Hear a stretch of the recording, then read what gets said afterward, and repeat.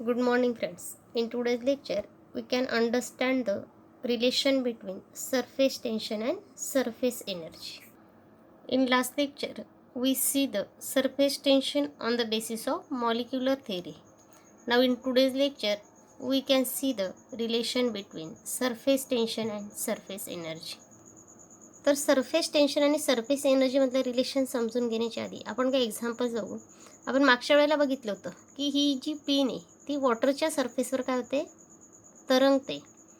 तर त्या पिनचा ठेवलेला जो वॉटरचा सरफेस आहे तो तुम्ही नीट निरीक्षण करून बघा. त्यानंतर आपण एक स्पायडर पाण्याच्या सरफेसवर चालतो असंही मागच्या वेळेला आपण म्हटलं होतं. तर त्याचे जिथे पाय टेकलेले आहेत किंवा पाय रोवलेले आहेत तो भाग नीट बघा. असं वाटतं की एखाद्या स्पंजी सरफेसवर तो झोपलाय किंवा तो चालतोय. तर त्या स्पंजी सरफेसवर तो झोपलाय असं आपल्याला त्या ठिकाणी वाटतंय. तर अनेक असे सायंटिफिक रिसर्च याच्यामागे झालेले आहेत. तर सायंटिफिक रिसर्चने हे सिद्ध झालं आहे की हे सगळं असण्यामागचं जे कारण आहे ते मॉलिक्युलर किंवा इंटरमॉलिक्युलर फोर्सेस आहे. तर आता इंटरमॉलिक्युलर फोर्स म्हणजे नेमकं काय ते आपण समजून घेऊ. तर हा जो काही लिक्विडचा ड्रॉपलेट आहे, आपण मागे जेव्हा मॉलिक्युलर थेरी शिकलो त्यावेळेला मी तुम्हाला सांगितलं की लिक्विडच्या मॉलिक्युल्समध्ये किंवा वरच्या सरफेसचे जे मॉलिक्युल्स असतात त्याच्यावर काय असतं, आतल्या डायरेक्शनने ॲट्रॅक्टिव्ह फोर्स असतो, ज्याला आपण काय म्हणतो, कोहिसिव्ह फोर्स म्हणतो. तर त्या मॉलिक्युलवर आतल्या डायरेक्शनने जो फोर्स असतो which is known as a cohesive force, तो काय करतो, त्या मॉलिक्यूलला आतल्या डायरेक्शनने ओढण्याचा प्रयत्न करतो. That the molecule at the surface being pull inwards due to the cohesive forces. पण जर का त्या मॉलिक्यूलला सरफेसवर मेंटेन राहायचं असेल तर त्या मॉलिक्यूलमध्ये आपल्याला काय हवी, एक्स्ट्रा सरफेस एनर्जी लागणार असेल. कारण का, त्याला सरफेसच्या अपोजिट साईडने काय करायचं आहे, वर्क डन करायचं आहे. किंवा कोहिसिव्ह फोर्सच्या अगेन जर का त्याला वर्क करायचं असेल तर त्याला एनर्जीची गरज असेल. आणि म्हणून त्या मॉलिक्यूल जे असतात सरफेसवर जे, त्यांना काय असते, एक्स्ट्रा पोटेन्शियल एनर्जी असते, ज्यामुळे काय करतात ते सरफेसवर टिकून राहू शकतात. आणि ही जी एक्स्ट्रा पोटेन्शियल एनर्जी असते यालाच आपण काय म्हणतो, सरफेस एनर्जी म्हणतो. आता ही सरफेस एनर्जी आपल्याला स्टडी करायची असेल तर त्यासाठी आपल्याला काही एक्झाम्पल्स बघायचे आहेत. तर आता आपण एक एक्झाम्पल बघू. आता इथे डायग्राममध्ये बघा तुम्ही, एक रेक्टँग्युलर फिल्म आपण बनवली आणि ती सोप सोल्युशनमध्ये डीप केली. तर सोप सोल्युशनमध्ये डीप केल्यानंतर काय होतंय ते नीट एकदा बघा. तर रेक्टँग्युलर फिल्म सोप सोल्युशनमध्ये डीप केल्यानंतर तिचा जो वरचा सरफेस असतो तर तिचा वरचा सरफेस काय होतो, श्रिंक होतो आहे. म्हणजे तिची जी एडी साईड आहे ती फक्त मुव्हेबल आहे, बाकी 3 साईड कशा आहेत, फिक्स आहेत.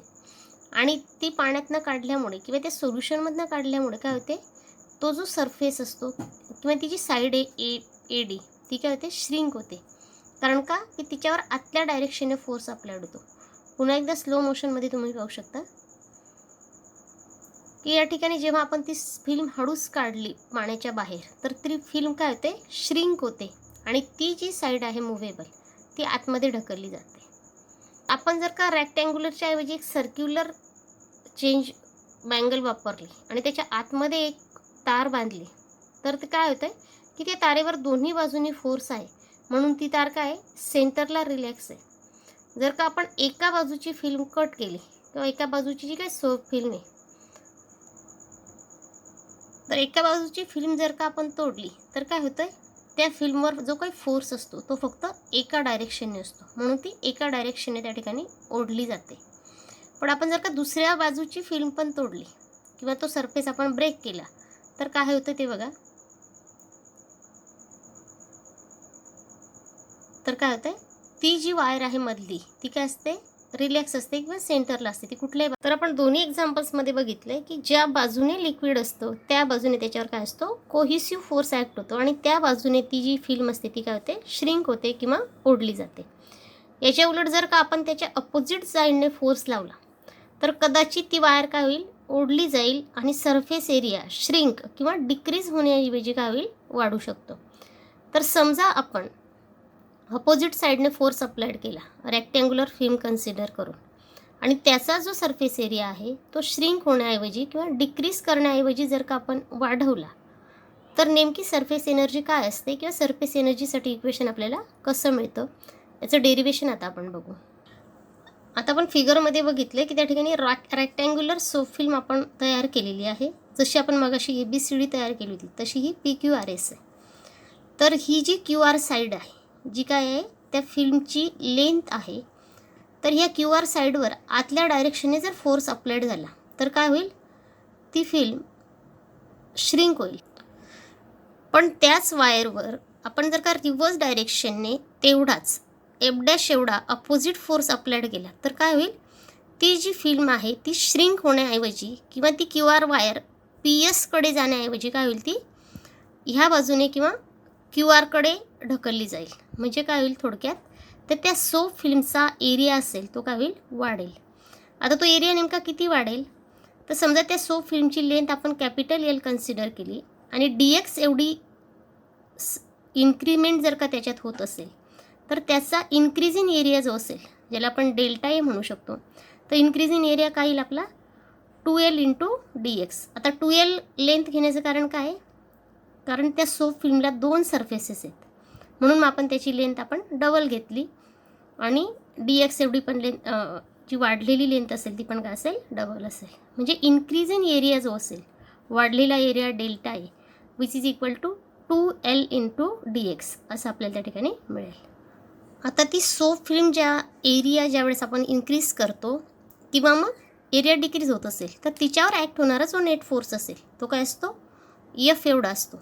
आणि तो नेट फोर्स, तर त्याच्यावरचा नेट फोर्स आपण F = T × 2QR घेऊ शकतो. कारण काय, सरफेस टेन्शन × लेंथ. पण त्या सोप सोल्युशनला किंवा सोप फिल्मला 2 सरफेस असल्यामुळे आपण काय केले, 2QR वापरले. तर मग आपला जो नेट फोर्स आपल्याला मिळाला T × 2QR. Here length take double because soap film has 2 surfaces. मग आता QR = जर का L असेल तर आपला F = काय होईल, T × 2L. मग जेवढा इंटरनल फोर्स होता तेवढाच फोर्स आपण काय लावला आहे, इक्वल मॅग्निट्यूडचा आपण काय एक्सटर्नल फोर्स अप्लाइड केला होता आयसोथर्मली म्हणजे काय, एकदम स्लोली आपण अप्लाइड केला होता जेणेकरून काय त्याचं टेम्परेचर कॉन्स्टंट राहिलं पाहिजे. तर अशा प्रकारे आयसोथर्मली जो आपण एक्सटर्नल फोर्स अप्लाइड केला होता तो काय होता, इक्वल मॅग्निट्यूडचा होता ज्याला आपण F' म्हटलं आहे. मग या ठिकाणी फोर्स अप्लाइड केल्यामुळे जे डिस्प्लेसमेंट झालं आहे ते DX झालं आहे असं मी तुम्हाला म्हटली होती. मग ते DX एवढं डिस्प्लेसमेंट करण्यासाठी जे वर्क डन झालं आहे, आता वर्क डन = फोर्स × डिस्प्लेसमेंट म्हणून मग DW = F.dx. पण Fची व्हॅल्यू आपल्याला माहिती आहे. मग ती Fची व्हॅल्यू जर का मी सबस्टिट्यूट केली तर मला वर्क डनचं इक्वेशन काय मिळतं आहे, T × 2L.dx. पण मी तुम्हाला मगाशीच म्हटली की 2L × DX काय आहे, increase in surface area that is ΔA. म्हणून मग जर का 2L.dxच्या ऐवजी मी ΔA वापरला तर माझं इक्वेशन काय तयार होतं आहे, सरफेस एनर्जी = T.ΔA. जे surface energy = surface tension × increase in area. किंवा याला जर का आपण रिअरेंज केलं तर आपण काय म्हणू शकतो की tension = surface energy upon ΔA. मग ही जी दोन्ही इक्वेशन आपल्याला मिळालीत हे काय मिळालीत मग आपल्याला, relation between surface energy and surface tension. म्हणजे सरफेस टेन्शनला जर का वाढलेल्या एरियाने किंवा इन्क्रीज इन एरियाने आपण मल्टिप्लाइड केलं तर आपल्याला त्याची सरफेस एनर्जी मिळते. किंवा सरफेस एनर्जीला आपण इन्क्रीज इन एरियाने डिव्हाइड केलं तर आपल्याला काय मिळतं आहे, सरफेस टेन्शन मिळते. म्हणजे अशा प्रकारे आपण सरफेस टेन्शन आणि सरफेस एनर्जी यातलं रिलेशन फाइंड केलं आहे. थँक्यू.